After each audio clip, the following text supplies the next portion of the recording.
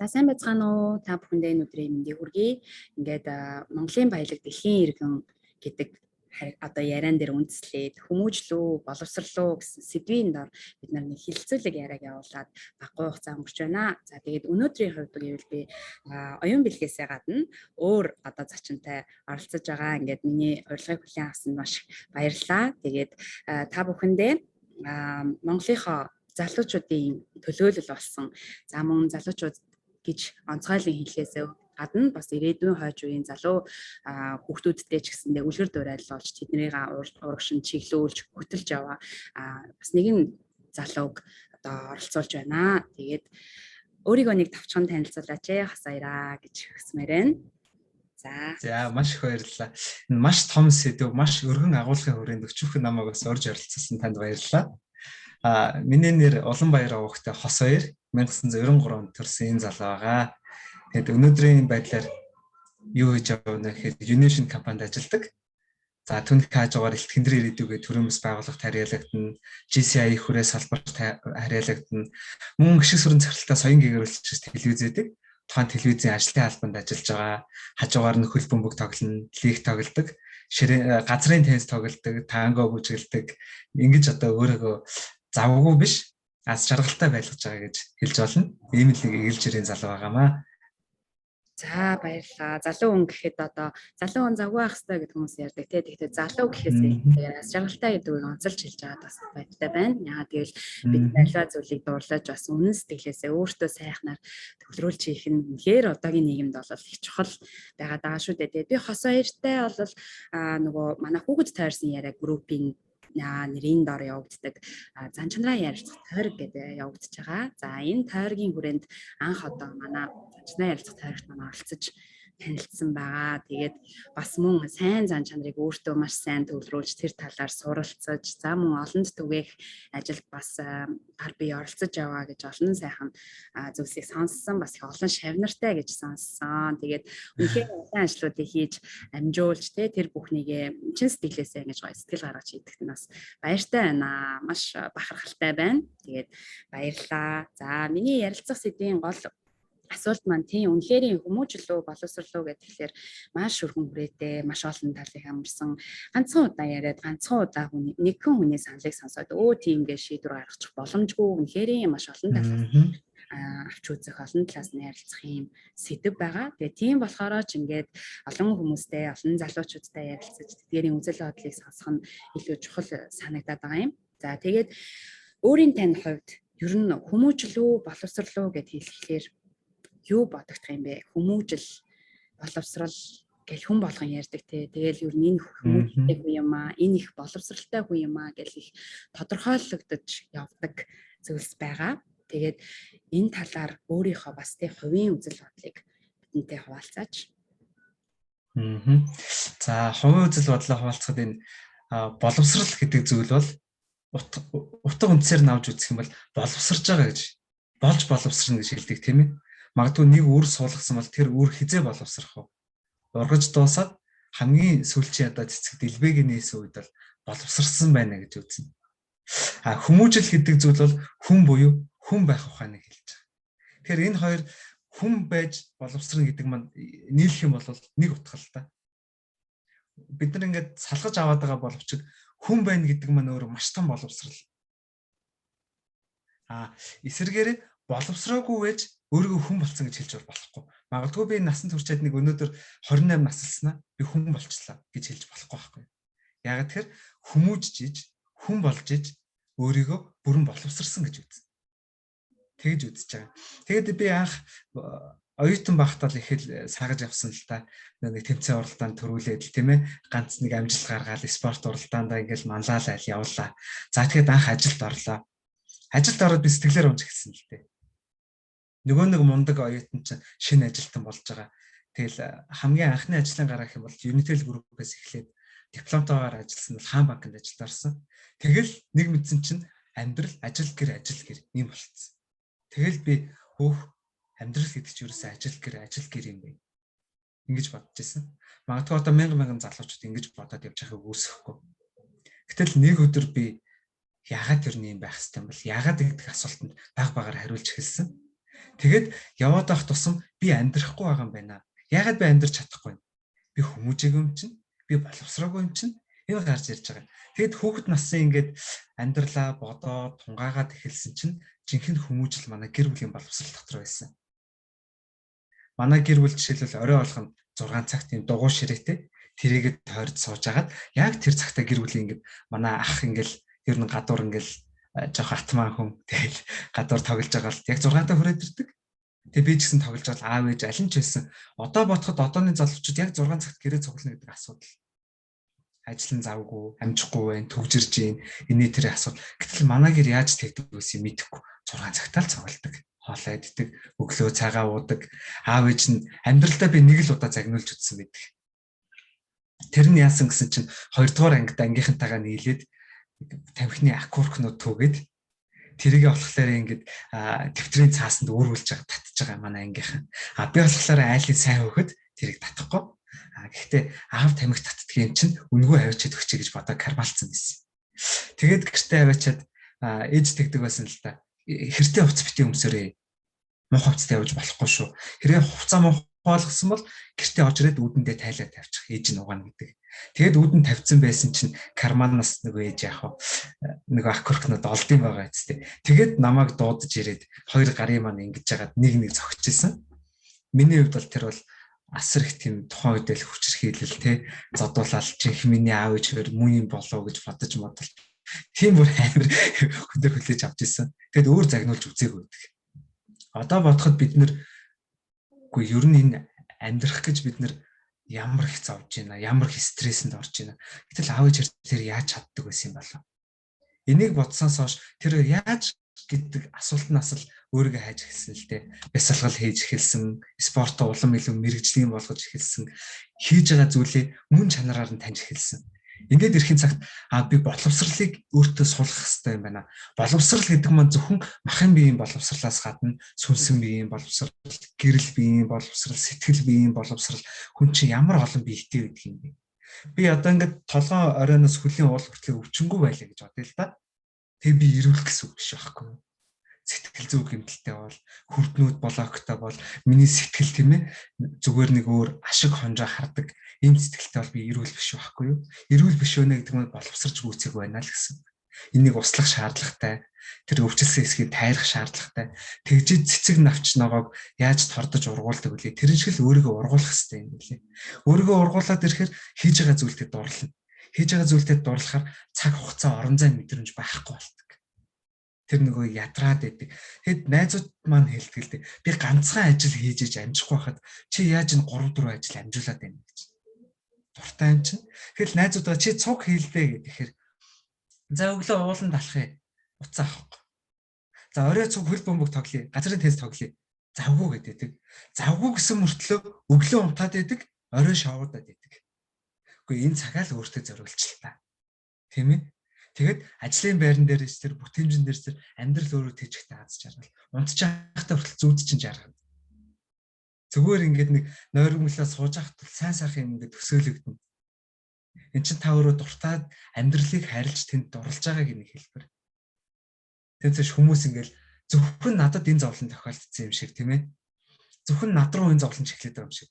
Тэгвэл эсрэгээр нь бодоод үзээ л та. 7 тэрбум хүний за бараг 80% нь л чамд ирээд байгаа зовлон ирж л байгаа шүү дээ. Ганцхан чи биш байхгүй. Гэтэл тэр хүмүүс чам шиг ингээд гоншгоноод байгаа нь хийдэг. Бас ингээд өөргөө муулаад чамлаад байх юм байхгүй тий. Чамаас долгоонд байгаа нь хийдэг. Тэгвэл тэр харж чадсан нэгнээс нь суралцаад харж чадаагүйд нь хэлж өгөөд явъя л та. Энэ нөр хуваалцаж эхэлж байгаа. Хамгийн анхны үгийг хуваалцах гэсэн сэтгэлээс бид нар боловсрч эхэлдэг. Энэ сэтгэл биднэрт үүсч эхэлж байгаа бол би боловсраад байгаа юм байна гэж бодох хэрэгтэй. Тэгэхээр өнөөдөр би дөнгөжл амьдралыг ойлгож анх удаа ургааж эхэлж байна. Миний биеийг бол яг аав ээж минь бүрэн бүтэн эрүүл сарвал ургуулад өглөө. Цаашаа сэтгэлээ ухаанаа би өөрөө ургуулах хэрэгтэй. Даалгавар үлддэг юм байлээ. Тэгэд өөрийгөө ургуулад дууссан бол яах вэ? Бусдыг гэж байна. Энийг л хүмүүжил боловсрал хоёрыг би энэ тэнцээ авч үзэн аль нэгэнгүүгээр бол оршин тогтнохгүй. Тэг хамгийн чухал нь бол эхлээд хүмүүжил байх юм байна. Хүмүүжил зөв байх юм бол боловсрох ухааныг та хайж болдго юм байна гэж би хувьдаа л тэгдэг үнжин. Зөв бурууг нь тэгээд хүмүүс мэрэгөө юмдаа тонгох бах тийм ээ. Тэгин яг үнэ. Үнэхээр айгүй зөв бас их ойлгомжтой тодорхойлтыг хэллээ. Яалтчгүй бид нар ерөөсөө хүмүүжлүү боловсрлоо гэж дэнслэх боломжгүй юм. Энэ бол ерөөсөө хүний өөрийнх нь одоо анх хэллээ шүү дээ тийм ээ. Өөрөө эргүүлээд ингээ бодсон чинь энэ миний гэр бүлийн хүмүүжил гэдэг. Эргээд ингээ ухаад бодож штэ тийм ээ. Хүн эргээд үргэлж нөгөө хүмүүх зүйлсээ ингээ бодоол ирэхлээр хүнд тэр анханасаа тэр хүмүүжлийг авчээсэн хэлбэр те эргэн тойрны амьдралын хүмүүсийн үйлдэл үйл хөдөлгөөн энэ бүх юм өөрт маань хүмүүжил болж үлдчихсэн юм байна гэдгийг яваандаа ингээд ойлгодог байх юм л те. Тэгээ тэр ойлголтыг бол маш сайхнаар тайлбарлаж өглөө. Баярлалаа. За боловсрал гэд тийм ээ. Одоо ингээд сайн ингээд яриандаа дурдлаа л давруу залуучууд маань ингээд нөхд маань үеийнгийн манайс маань ч гэсэн ингээд цаг яри ингээ тгий гэд яг одоо энэ зохицуулж байгаа ажлуудаа хий. За тэгвэл над чинь ингээд явцгаая бүгдээрээ гэхэд завгүй байна ч гэдэг юм уу. Зарим нь за тэгэл унтах цагтай байдаг. Одоо амарч цэнгэх наргих цагтай байдаг тийм ээ. Энэ цагаа зөв хуваарлах сурья гэж ярьж байгаа та үүнтэйгээ уялдуулаад юу юм манай одоогийн залуу үе. За би Монголдо очиагүй одоо ингээд нэг 10-аад жил болчихлоо л доо. Тэгээд яг одоо бас манай залуучууд маань ер нь ямар байгаа талаар бол надад тийм байх тодорхой ойлголт алга бас яг ингэж тодорхойлж үзээд байх. Тэгээ ерөнхийдөө ингээд тийм магадгүй өөрөөсөө дүү олон залуучуудтай хамтарч ажиллаж олон ажлуудыг хийж за тэд нартай ойр дотн байх боломжууд их байдаг бах. Ингэх зур ер нь манай залуучуудаас тийм ээ. Одоо бидний хүмүүжлүү боловсрлоо гэдэг энэ том сэдвийн ахаад дэргэд байгаа нэг дэд сэдв гэж бодъё л да тийм ээ. Ёс зүй, ёс суртахуун буюу бидний нэг юм хандлага, хоорондын нэг харилцаа тий. Эдгээр бол одоо энэ хүмүүжил боловсрлоор суйрлагдаад цаашаа ингээд яригдах, ингэж ургаж яригдах жижиг дэд сэдвүүд болов гэж би хувьдаа бол боддгийн. Тэгээд энэ дэд сэдвүүд хоёулаа ингэж хазаахад өөрөө бас сайн нэлээд тусалцаа үзүүлээ тий. Найз нөхдийнхөө тэр цаг хуваарлалт болон альва зүйл сэтгэл гаргаж байгаа байдал дээр тийм ээ. Онцгойлж ингэж хэлж байгаа зүйлийг би ингээд сонсоход бол энэ маань одоо ёс зүй, ёс суртахууны асуудал байна уу? Одоо эсвэл тийм нэг хандлага байна уу тий? Энэ тал дээр бодолтой байдаг вэ? Ер нь одоо нас залуу дүүнэртэйгээ харилцахад, үеийнхэнтэйгээ харилцахад ер нь нэлийн ойлголт ер нь ямар байна вэ Монголын маань залуучуудын хувьд тийм ээ? Магадгүй цөөхөн бид нар мэдээж бүгдийг хүрээлэлтэйгээр ярихгүй тодорхой. Гэтэ өөрийнхөө л хүрээний хүмүүсийг харахад тийм ээ? Тийм тэр. За энэ тал дээр гэвэл юм байгаа. За өөрөөс дээш үе гэх юм бол тэр хүмүүс үнэхээр ажил хийж сурсан. Хариуцлагатай байж сурсан. Гэхдээ хүмүүстэй ойлголцох өөрийгөө илэрхийлэх тал дээр асуудалтай. Хэлэхгүй мөртлөө уурлаад яваад байдаг. Гомдоод яваад байдаг. Ажлыг бол тултал нь хийдэг. Хариуцлагатай юм хүмүүс. Өөрийнхөө доод үеийг аваад үзвэл манай доод үе 2-3 бүлэгт хуваагдчихэв. Яг ингээд аав ээжийнх нь аль нэг нь баахгүй амьдралын болцоо тааруулхан хичээх ёстой гэдгийг ойлгоцсон нэг хэсэг залуучууд байна. Нөгөөтэйгүр улс төр энэ амжилттай байх ёстой, нийгэмд одоо хэн нэгэн байх ёстой гэдэг амбиц нэг суурьтай нэг сүлбэлэг залуучууд байна. Нөгөөх нь зүгээр л өдөр хоногийг ёстой задгаан мөнгнөөс илүүгээр үрж байгаа залуучууд байна. Яагаад ингэж хэлж гэнэ вэхээр дандаа нөгөө бодит өөрийн эргэн тойронд байгаа жишээнүүд л дээ. Яг тийм амьдралаа ингээд үүргээд явж байгаа аав ээжтэй хүртэл туслаад явж байгаа энэ хүүхдүүд болохоор амрах завгүй. Толгой өөд татах завгүй. Ёстой өөрийгөө ч эрхлүүлэх завгүйгээр ажиллаж хөдөлмөрлөж байгаа. Тэгмэд хөдөлмөрийн одоо зах зээлд байгаа үнэлгээ хийдвүлээ. Мэргэжил боловсролын ямар их ялгаа зөрүү нийгэмд гарч байгаа вэ? Энэ нь болгон тэднэрт одоо маш их хаалт даруйд болж идэг. Зарим нь ингээд магадгүй тэр хүний нүлмэс дандаа өнгөө урсж идэг. Хэцүү байдаг. Гэхдээ тэр хүмүүс бууж өгдөггүй. Надаас өрхөх юм байхгүй. Өөрийнхөө аз жаргалыг магадгүй те би найз залуутай, би найз бүсгүйтэй болж батлахгүй яагаад гэвэл надад хариуцлага байгаа. Миний ард ийм хүмүүс байгаа гэдэг тэргээ ухамсарладаг. Тэгвэл энэ тэр хүүхдийн буруу биш. Манай нийгмийн буруу байгаа даа шүү дээ. Тэр хүний хүүхд нас хэвээрээ байх хэвээр. Залуу нас залуу хэвээрээ яг залуу наснд юу мэдэрч ямар мөчлөг дайрж өнгөрөх ёстой юм бэ? Тийм л байх хэвээр. Гэтэл тэрийг амьдралыг одоо авч явах нэг 40-50 насны аав ээжүүд шиг өрх гэрийнхээ хамаагчийг нуруунд дээр өөрөөд явж байгаа нэг хэсэг бүлэг байна. Тэд нар болохоор муу туршлаас татгалзаж байна тийм ээ. Муу туршил байтугай олигтой нэг удаа ч гэсэн үнэтэй хол аваад идэхээс татгалзаж байна. Нөгөө төгөр амбиц хөөсний хэсэг бүлэг нь болохоор амжилттай байх хэвээр. Би хэн нэгэн байх хэвээр. аль нэг намын харьяанд орж ийн, өөрийгөө хөгжүүлж ийн, өөрийгөө үзэл бодлоо худалдаж ийн, ур чадваруудаа хүмүүст ашиглуулж ийн. Энийгээ мэдэхгүйгээр би болж гин гэж бодоод яваад байдаг. Эцэст нь ийм ах эгч нартай ийм хүмүүстэй хамтарсан чи би ийм байдалд орчлаа. Тэр нь магадгүй өөртөө туршлага болж байгаа хальтаа буруу биш. Гэхдээ бид нэр анханасаа үзэл бодолтой яагаад үнэн ч хож болтгүй юм бэ? Буруу зүйл гэдгийг мэдсэн бол яагаад тэр даруйд нь зогсоож болтгүй юм бэ? Сайн ч муу ч зан чанар дээр хэл хязгаар байх хэрэгтэй тийм ээ. Энийг тавьдаггүй юм байлээ. За тэгээд хамгийн харамсалтай нь элэг бүтэн эрүүл сарвал амьдрал нь одоо нуруунд дээр нь ингэж ачаа болж ирээгүй эгэлжэрийн байгаа хүүхдүүд үнэхээр нийгэм замбраагаа алдчихэв. Саяхан энэ 7 сард шүү дээ. Хэдэн залуу гэдэг нь одоо нэг 20 дөнгөж хурж яваа хүүхдүүдтэй хамт унаанд суугаад хөдөр нутгийг явлаа л да. Гэтэл хүнийг ахаа гэж хүндлэхгүй байх тийм ээ. Дээрээс нь тэр хараалын үгийг утгыг нь мэдж байгаа мөгүй юм уу? Маш ихээр хэлж гин чөлөөтэй баймаар энэ өөрөөхөө байна гэдэг зүйлд маш их одоо эзэмдүүлсэн байна. Гэхдээ өөрөөхөө байх сайхан. Өөрөөхөө байна гэдэг чинь хүн болгонд хамаатай юм биш байхгүй юу? Өөрийгөө олсон, өөрийгөө таньсан хүмүүст хамаатай байхгүй юу? Өөрийгөө бүтээгээгүй байж байнга шоу цэнгийн тэр арх тарс ямар их ууж байна. Хичнээн ширхэг тамхи тэр богино замд татж байна. Энэ магадгүй хүний эрх чөлөө тийм ээ. Архионоо тамхиад эрх чөлөө. Гэтэ хэтрүүлэн хэрэгжилж, ирээ цэрээ алдан хэрэгжилж, ёс зүйг уландаа гიშгэж хэрэглэнэ гэдэг бол байж болшгүй зүйлээ. Тэгээд орой жишээлбэл ийм нуурын ирэг дээр одоо манайхан чинь ковид юутай ингээл аяллаа штэ хүмүүс. Тэгэхэд тэнцээ нуурын ирэг дээр майхан барьсан хэдэн залуучууд арх уугаал бөөлж шоудал шөнийн 1-2 цагт. Гэтэл яг хажууд нь бага насны хүүхэдтэй хүмүүс гэр бүлээрээ амраад явж байгаа байхгүй юу? Тэр хүмүүс очиж шаардлага тавихаар танаа гэрт байгаа юм уу? Солиороод дураараа баймаар байна гэж хэрэлдэж байгаа байхгүй юу? Тэгвэл би өөдөөс нь асуумар санагдсан л да. Тэгвэл танаа гэрт байгаа юм уу гэж. Хинийхэн ч гэр биш учраас нийтийн эрх ашиг буюу хууль зүгээр бид нар зохицуулдаг 10 цагаас хойш бусдын тийм ээ амгалан тайван байдал алдагдуулахыг зөвшөөрдөггүй. Энийг мэдэхгүй мөртлөө эрх чөлөө ярьдаг. Тэгвэл эрх чөлөө гэдэг зүйлийг одоо саяны нөгөө ярьсан 3 одоо зүйл ба шүү дээ тийм. Аль нь ахаас үл хамааран эрх чөлөө гэдэг зүйлийг бид нар ойлгомоор байгаа. Эрх чөлөө гэдэг маань эрх чөлөөтэй эдэлж байгаа бол хариуцлага хүлээх гэж байгаа. Магадгүй та тамхи татах эрх чөлөөтэй байвал хариуцлага хүлээх. Тамхины ишээ хогийн савн тай. Арх хуух эрх чөлөөг эдэлж байгаа бол агсан согтуу тавихгүй байх, хэн нэгний хохироохгүй байх хариуцлага хүлээх. Магадгүй насанд хүрсэн бэлгийн харилцаанд орох эрх чөлөөтэй юм байгаа юм бол тийм үү? Тэрнийхээ хариуцлагыг хүлээх. Дэндүү эрх чөлөөтэй бид нар амьдарч байгаа хариуцлага хүлээхгүй байна. Тэр хариуцлага гэдэг зүйлийг бид нар ойлгосон цагт энэ ёс зүй гэдэг зүйл гарч ирнэ. Ёс зүй яагаад алдагдаад байгаа вэ гэхээр бид нар шашин шүтлэг, итгэл үнэмшлэгүй болцсон болов уу гэж би хувьдад өгнөд байгаа. Яг зөвхөн хүмүүсээс ийм юм би айгүйх сонсож байна л да. Чи шал дэмий нэг шавар бурхантай залбирч яхаар нэг ч гэсэн ном уншиж. Зүгээр нэг лам дээр очиод мөнгө төлж яхаар чи зүгээр өөрийгөө хөгжүүл гэж байна. Тэгвэл манай эмээ өглөө болгон нарандаа, орой болгон оддоо тийм ээ цай сүнэхэд дэжиг өрөөдгөө л дөө. Эндээс жишээ аваад үзье. Манай эмээ өглөө нар мандах өмнө босоод цайгаа чанаад нарандаа сүү цайныхаа дэжиг өрөөж чинь. Яаж вэ? Нэгдүгürt өглөө босч чинь. Хоёрдугаар цайгаа чанж чинь. Өглөөний цайгаа заавал уу гэдэг. Залуучууд ажилдаа явах цагаа тулгад сэрчил цай уухгүй явдаг бид нар. Энэ бол үнэн. Би ч гэсэн тийм л байсан.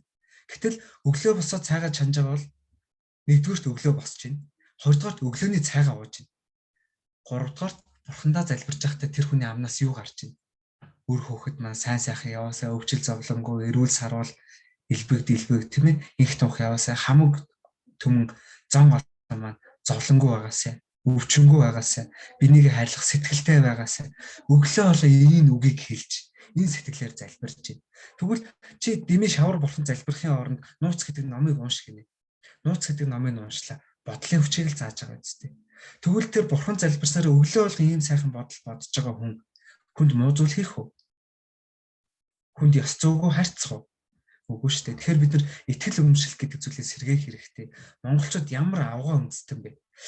Германы нэрт судлаач Гегельгой хэлсэн байна шүү дээ. Монголчууд бол хүн төрөлхтөнд оюун ухааныг бэлгэлсэн үндэстэн юм а гэж. Тэгвэл тэр бэлгэлсэн бэлгийг нь бид нар яагаад аваагүй юм бэ? Гэтэл дэлхийн нийт монголчуудыг судалж шүү дээ. Одоо Монголын нууц товч одоо ингэж нууц нийл болж хэлж байна тийм ээ. Жишээлбэл Алуунгоо гэх гэдэг чинь Ариунгоо гэдэг хүний нэр юм байна. Бид нар утга зүйн хувьд, галхийн хувьд судлаад үзэхээр ийм байна. Монголчууд бие бинийгээ судлаад эхэлсэн. Давхар дэлхийн Монголыг судалж эхэлж байна. Тэгвэл бид нар өөрсдийгөө буюу өөрийгөө судлаад итгэл үнэмшилтэй байгаад энэ зан чанараа үндэснийхээ энэ ариун үйл соёлыг сэргээх юм бол ямар сайхан зан чанар, ёс суртахуун бид нэр хүлээж байгаа юм бэ? Тэгэл одоо монголчууд амар заваа ингээд соёлын давталгааны үед тийм ээ та шүдээч угаадгүй байсан гэл тэгж байна. Энэ болохоор сүүлийн 300 жил баларан дарагдсан монголчууд юм байна л да. Тэгэл бид нар нөгөө дайх үргэх сэвлэг үргэх ёсол гэж байдаг шүү дээ. Энэ их гоё юм байна шүү дээ. Яадаг вэ гэхээр дээр үед хүүхдийн сэвлэгийг үргэхдээ модон мөнгө байхгүй бол нэг зэсэн ч юм уу тийм ийм хоёр аягтай байдаг гэсэн юм байна л да. Тэгээ нэг аяганд нь одоо модон аяганд нь үсийг нэгээд мөнгө аяганд нь сүү хийгээд хүмүүст ингэж уулгаж дом болгодог. Тэгээд энэ ясал дуусны дараа тэр хоёр аяыг ариутгаад тухайн хүүхдэд чиний өмч гэж өгдөг. Мөнгө аяганд нь одоо уух зүйлээ уудаг, модон аяганд нь идэх зүйлээ иддэг. Аягаа холихгүй байна гэдэг чинь ямар том соёлын ахуйн соёл. Тий ахуйн соёл вэ. Тэгээд хүннүүгийн гүрний болснаас юм чулуун сой золдлоо шүү дээ. Гэхдээ тэгвэл бид нар чи хүн төрлөختөнд ямар агуу энэ бид нар өөрсдийгөө ухвал ямар агуу юм бэ? Энийгээ судлахгүй байжж еврейчүүдийг судлаад идэг. Тэгсэн чинь еврейчүүд гэдэг үндэстэн мэдээж дэлхийд одоо бол номер 1 те Нобелийн шагналтыг хэдэн мянгаараа авч. Гэтэл энэ болгон чинь манай Монголын энэ их соёлоос одоо иш үзүүлэг авсан юм биш байгаа да. Ямар их юм зүйл байна вэ гэдгээ бодоод Монголоо бодоод ирэхээр ёс зүй гэдэг зүйл төлөвшөд эхэлдэг. Тэгээд ирэхээр одоо ингээд нөгөө Япончууд айгүй өндөр ёс суртахуунтай хүндгээ авах гомсон гэдэг те яг түүнээс ялгаа байхгүй энэ сэтгэл хүнд суугаад эхэлдэг юм байна. Тэгээд залуучуудад хэлэхэд аав ээж нь хөдөлмөрлж яхад үр хүүхэд нь наргид цэнгэж явах юм бол ач зэндэр нь гуйлахгүй байна гэдэг дорны их одоо сургаал үг байдаг юм бэ. Энийг та бүхэн санаж яваарай гэж захимаар энэ. Тэгээ миний хувьд ёс зүй, ёс суртахуун гэдэг бол бидний өв соёлтой энэ сэтгэлтэй, шүтлэгтэй холбоотой юм болов уу гэж дүгнээд байгаа юм да. Яг үнэн тийм байх шүү. Үүнийг бид нэр одоо илүүтэй энэ байгаа улстайгаа холбож боловсролын системд их одоо сургуулийн насны хүүхдүүдэд энэ зүйлийг хэрхэн ойлгуулж байгаа энэ зам уу суур боловсрол одоо суур анхны одоо тэр сургууль гэдэг орчинд хүүхдийн авч байгаа ойлголт ямар байгаа юм гэдэгтээ илүү ингэж уялдуулж судалж үзээд байгаа юм л да. Тэгээд ерөнхийдөө ёс зүй, ёс суртахууны хичээл болгож бүр аль бие усны юм хичээл болгож одоо сурах хүчтэй болгож одоо Япон бол одоо өндөр хөгжилтэй орондоо ордог улс байгаа. За тэгээд хүүхдийнхаа суур хүмүүжилт тийм ээ 1-р ангиас нь эхлээд энэ зүйлийг бол одоо зөвхөн одоо үг ярианы хэлбэр төдий биш бүр ингэж мэрэгжлийн хэллэгтэй хичээлийн нэг хичээл нь болгож ингэ сурах хүчтэйгээр оруулж байгааг энэ талаар бас чиний санал бодлыг бас асууя гэж бодлоо л доо. Тэгээд ерөнхийдөө энэ ёс зүй, ёс суртахуунуудыг яалтчгүй нөгөө уламжлалтайгаа тийм ээ одоо өөрсдийн уламжлалтайгаа өөрсдийн онцлогтойгоо уялдуулах нь энэ бол туйлын зөв юм аа. Тэгээд нөгөө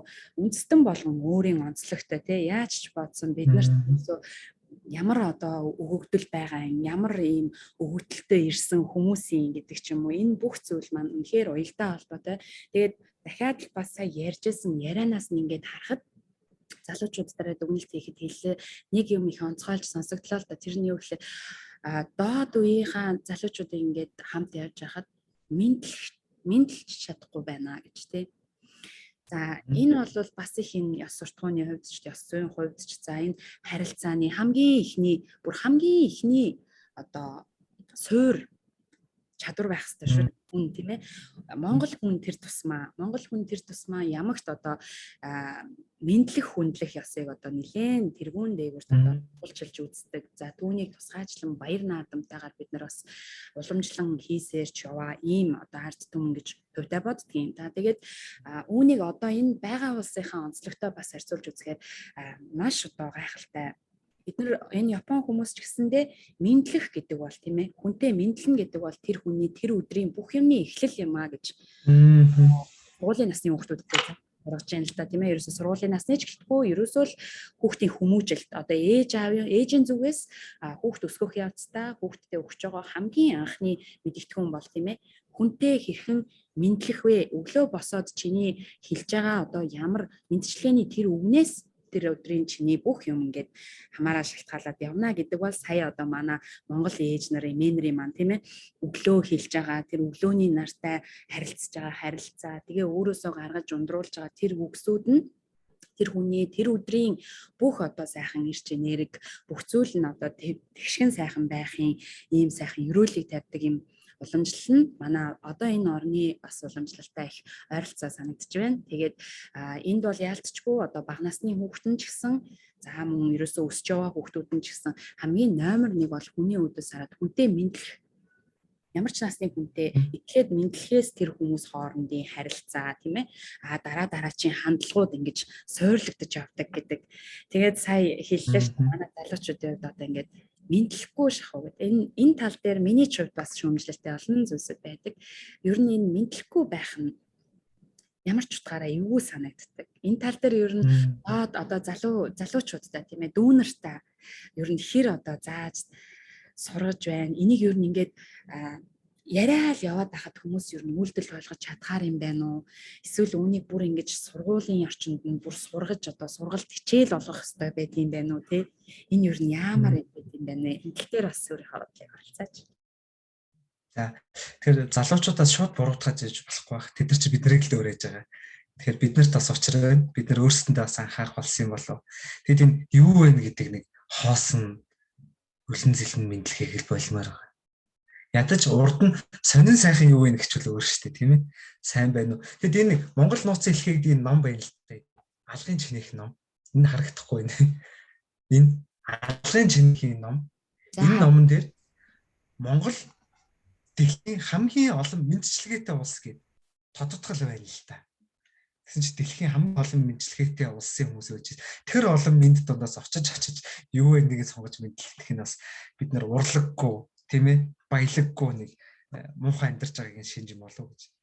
Тэгээд бас нөгөө ээж болох нь бидний боловсрал гэх юм бол боловсрал гэдэг чинь хаанаас эхэлт юм бэхээр эхийн эвлийг бид нар 7 буюу 40 соногтойгоос ахуулаад 7 нас хүртлээр жинхэнэ нэг орчлын хорвоогоос таньж мэдэх бүх юм ингээд хурааж цоглуулж авдсан юм бэ.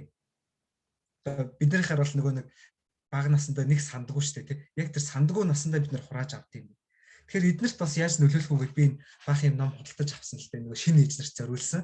Тэгэд миний эргэн тойронд шинэ ээж нэр гарч ирэх юм бол энэ номоо бэлэглээд араас нь таны хүүхд ингээд тий 7-40 соногтойгоосоо буюу зүрх нь хамгийн их цохилсноосоо 7 нас хүртэл хамгийн чухал юм байна шүү. Түүнээс хойш сургуульд орсноосоо хойш бол зөвхөн хөгжүүлэлт явдаг. Зөвхөн одоо нийгэмшүүлэлт явдаг. Тэгээс биш тэрнээс өмнө 7 нас хүртэл бид нар нөгөө сандаггүй тэр нас хүртэл хамаг юм хоруулах хэрэгс хамт шимж цуглуулж ингэж гүйцэтгэн гинэ. Тийм учраас энэ ээжүүдэд маш анхаарах хэрэгтэй юм байна. За тэгээд нэгэд нөгөө сургуульд орчлоо. Одоо нөгөөдөл чи төлөвшүүлж нийгэмшүүлж авах өөр биднэрт одоо нийгэмд ирж байгаа. Тэгэхээр энэ нийгэмдээ одоо бидний нөгөө ялсан Канадын зан чанарын холбоо тий энэнийг сайн зан чанарын тойрог сайн зан чанарын хичээлүүд дадал зуршлууд гэр бүлд нь мөн энэ дээр нэмдэг нь одоо эрдэмт мэрэгдийн зөвлөөс гарсан одоо язгуурын монгол хүн заавал эзэмсэхтэй чанарууд гэсэн нэг соёнгийн гэрүүлэгч телевизээс зарласан юм хөтөлбөр байна. Энэ хоёрын нийлбэр дээрээс ерөнхий боловсролын сургуулийн тэр багаангийн боловсролын хүмүүжүүлэлт нь оруулж өгөх юм болов. Мөн энэ хүмүүсийг хэн өсгөж хүмүүжүүлээд нэхэр мэдээж ээжүүд аав нар байгаа. Залуу ээж аав нарыг тий хүүхдүүдтэй анхаараач. Энэ хүмүүс чинь ийм болдго юм аа. Энэ нандин насыг та орхиж болдгоо юм аа. Бид нар тэгдэг штеп хүүхдүүдээ ингээл өвөө эмээд нөрчөд өөрсдөө ажиллаа хийгээ авчдаг. Нэг мэтгэд хүүхд ерөнхий боловсролоо төгсөөд их сургуульд орох болсон байдаг. Тэгэл очиад за уул уурхаагаар сур, банк санхүүгээр сурахад өөдөөс үгүй би дууч болно гэж сочдөг. Шаагаал танихгүй хоёр хүн өөдөөс уулзж байгаа байхгүй. Тэгвэл тэр нандин насыг нь битгий алдаач. Хамгийн гол нь та анзаардаг байгаа чи. Энэ нандин насыг энэ гэр бүлийн харилцааг бид нэр өөрсдөөсөө эхэлж анзаарж иж тэр хүмүүст нөлөөлөх юм болов. Тэр хамгийн гол нь залуучуудтай хандаж хэлж иж тэр залуучуудын бий болгож байгаа ирээдүйн үр хөвгтүүдэд нөлөөлөх баг. Одоо яг амьдарч байгаа бид нар бол сур итгэл өмчлөн нэгэнт тогтцсон өөрчлөлт гэдэг бол маш хэцүү. Гэтэ бид нарт бол амьдралыг өөрчлөх те нийгмийг өөрчлөх чин хүсэл. За хүсэл гэх нь хаашийн бид нарт горьдлого байна. Залуучууд дандаа горьддаг. Жагсаал цуглаан хийдэг. надад тийм юм байсан бол надад юм байсан бол амьдрал тийм байсан бол би тэгнэ гэж дандаа горддаг. Гэтэ бид нар эннийхээ төлөө явах зүрх зориг бид нарт дутаад байгаа юм болов. Тэгэхээр энэний төлөө явахын тулд одооны залуучууд зоригтой байгаа чи өөрсдийгөө олооч чи. Тэгээд ирээдүйн тэр хүүхдүүдийг ястаа нэг жинхэнэ монгол хүн болгоод өгөөч гэж гуймаар л байгаа юм да. Тэгэхээр энэ боловсрал хүмүүжил гэдэг дээр Канадын зан чанарын холбооны тэр зан чанарын боловсралыг язгуурын монгол хүний заавал эзэмших чадварыг сургуульд хичээл болгож мөн байгууллагууд тийм ээ нийгмийн хариуцлага хүрээнд энийг авч мөн эмнэлгүүдийн жирэмсэн байгаа ээжүүдэд анхаарч ингэх юм бол энэ засагдах бүрэн болцоотой юм. Тэгэхгүй зүгээр өөрөөсөө мэдгээд орхичих юм бол нэг өхрийн ивэр дөрвөл 1000 өхрийн ивэр дөргөнө гэдэг тийм ээ. Нийгэм тэгжил ингэж буруу чигтэй хандна. Энэний ужиг шалтгаан хэнд байгаа юм бэ гэхээр уучлаарай би уучлалт өгье. Манай өвөө эмээ нарт аав ээжэрт бас бид нарт байна. Бидний доод үе юм байгаа нь бид нартай шууд холбоотой байхаа. Тэгэхээр бас доод үеэсээс арчааг байгаа да. Уучлал хүсмээр байдаг. Гэхдээ бид нарыг арчаагүй байлгээд бид нарыг дуурайгаад идэх нь яаж байгаа юм бэ? Та нар оюун ухаантай тэрийг ашиглаач. Нэг ч удаа болоод тархи ашиглаад, зүрхээ ашиглаад тийм ээ амьдралыг өөрчлөх зорилго өөртөө тавиад үзээч гэж л уриалмаар байна. Нэг мундаг хүмүүс биш гэж бас тэднийг шүүмжлэх нь бол буруу бах тийм. Тийм бидний зүгээс бол шүүмжлэл хийх болон дүгнэлт хийх тийм аливаа ямиг ийм тийм гэж дүгнж зэгнж ярих бол цохимжгүй. Яагаад гэвэл бид тэгэх ёстой хүмүүс нь бас талаасаа биш. Нөгөө талаасаа бол бас дуугүй суугаад ингээд тийм ээ бид ингээд ярьж ярих боломжгүй гэд бас хараад өнгөө дугаа суугаад байж болохгүй тийм. Тэгэхээр бидний тэгээд өөрсдийн бас үр хөвгтэй өсгөх энэ их зүйл бас суралцаад тийм ээ олон юмыг судалж мэдэж алдаа оноогийн олж ялгаж ингэжээж бас за ингүүл арай нэг онхон байна шүү энэ талаар нь явбал арай зөв юм гин шүү гэдэг ийм ухагтхууныг бас тодорхой агуулгатайгаар ингэж бас хүргэж яах нь зөв юм аа. Тэгээд энэ сайхан зүйлсийг улам дэлгэрүүлж тэ залуучууд бас хоён гээрүүлж олон талаас нь дэмжиж бас ажиллаж яахыг өөрөөс чинь бас хүсэж байна.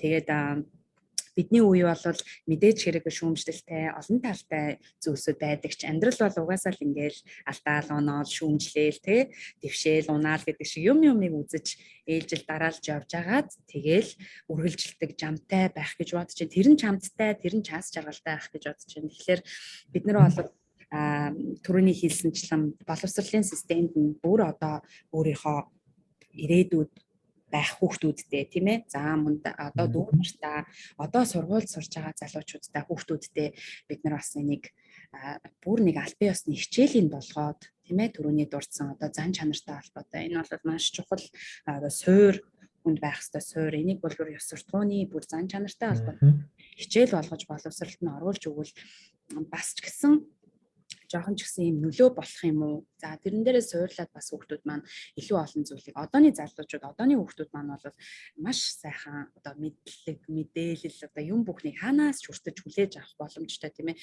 Юу нөгөө юм байгаас илүүтэйгээр хайвал нэг алхам урагшлвал, жоохон оролдвол юм бүхнийг олж мэдэх боломжтой сайхан үед ингээд байх гэж хараад байгаа юм. Тийм болохоор хэдий хөгжил гэдэг зүйлийг арай өөр өнцгөөс нь ойлгохтой байж болох ч гэсэн хувь хүнийхээ хувьд өөрийнхөө хувьд хөгжил ямар чухал вэ гэдгийг бас давхар үргэлж боддог байгаасай. Тэгээд залуучууд маань хөгжлийг эрэлхийлнэ гэдэг бол өөрийгөө эрэлхийлж байгаагийн хэлбэр юм шүү гэж бас хэлмээр байна тийм ээ. Өөрийгөө эрэлхийлж, өөрийгөө хайж, өөртөө бүх сайн сайхныг зогслоод чадсанаар тэр бол таны хамгийн том туйлын одоо хөгжил байх гэж хувьдаа бодож байна. Тэгээд өнөөдөр маш сайхан ярилцлагыг надтай өрнүүлж, за мөн олон сайхан асуултанд минь тодорхой товч маш сайхан хариулж өгсөнд хас баяртай маш их баярлалаа. Тэгээд өөрийнхөө үнэтэй цаг заваасаа зарцуулж урилгын минь хүлээн авч ингээд ярилцах боломжийг олгож өгсөнд бас их баярлалаа гэж хэлмээр байна. Тэгээд үе үеэрээ гэхгүй тийм ээ наснаасаараа гэж ангилахдахгүйгээр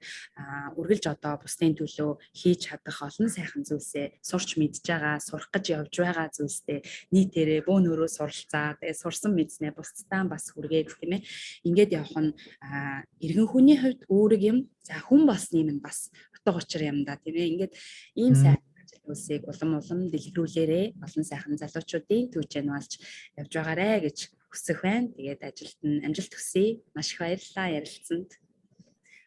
Маш их баярлалаа. Тэгээд яадаг штэ хүмүүс хин нэгэнд хэрвээ шаардлага тавьж байгаа бол тэр шаардлагатай өөрөө тэнцдэг бай гэж үг байдаг. Би сая нэг шаардлага тавьсан гэж бол бодохгүй. Ямар ч байсан залуучуудыг бусдаа ийм байгаа чи, дүүнэртээ ийм байгаа чи гэдэг бол би яасан юм бэ гэхээр өглөө 6 цагаас 8 цагийн хооронд ажлынхаа одоо офисынхаа хүмүүсийг тийм ээ манай хилцс мөн чинь хамаагүйгээр цуглуулад сургалт ороод давхар өөрөө хүмүүсээс сургалт аваад ажлаа тараад оройны 7-оос 8 цаг дахиж сураад ингэж сурж явсараа зан чанарын энэ боловсролыг оюутны явагчаас авж байгаа.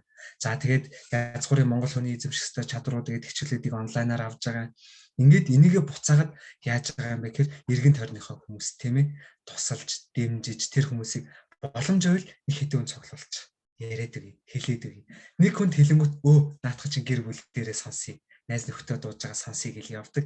Бид нар чинь бас айгүй сэхэл авахта хурдан ард юм байлээ. Тэгэхээр бас өөрийнхөө сурсан мэдсийг бас та хуваалцж байгаарай. Бусдад хуваалцахын тулд сурж байгаарай гэж л хэлмээрээ. Маш их баярлалаа. Ингээд урьж оролцуулсанд. Баярлалаа. Өөрийнхөө үзэл бодлыг өстой гоё уриалгыг хэлж бас яриаг маань өндөрлүүлж аваад маш баяртай байна. Үнэхээр бид нар бас их сэрэг сайхан хүмүүс шүү. Тэгээд энэ бүх тэр сайхан зүйлээ улам сэргээж тийм ээ олон талын зүйлийг сурч судалж нийтээрээ бөөнөрөө хамтдаа ёс зүйтэй, ёс суртахуунтай тийм ээ ажиллаж амьдрахыг уриалж байна. Тэгээд хамтдаа баярлалаа. Тэгээд өнөөдрийн маань хэлэлцүүлэг яриа маш сайхан сонирхолтой болж өндөрлөө гэж миний зүгээс бодож байна. Тэгээд үнэхээр хэрэгтэй бас өгөөжтэй бусдад тустай олон сайхан яриануудыг өрнүүлж ярьсандаа миний зүгээс бас их баяртай байна. Ингээд сонсож байгаа сонсогч та бүхэн минь ч гэсэн бас нэгийг тунгааж бодоорой. Тэгээд ер нь бид нар цаашдаа юуг анхаармаар юм бэ гэж илүүтэй толгой гачлахад зовхын оронд тийм ээ өөрсдөө үйлдэлээрээ харуулж үлгэрлэж сайн сайхныг түгээж авахыг бас бодож явах хэрэгтэй юм байна шүү. Ингээд баярлалаа та нартайгаа дараагийн дугаар хүртэл түр баяртай. Өнөөдрийн дугаар маань өгөр өндөрлөж байна. За баярлалаа.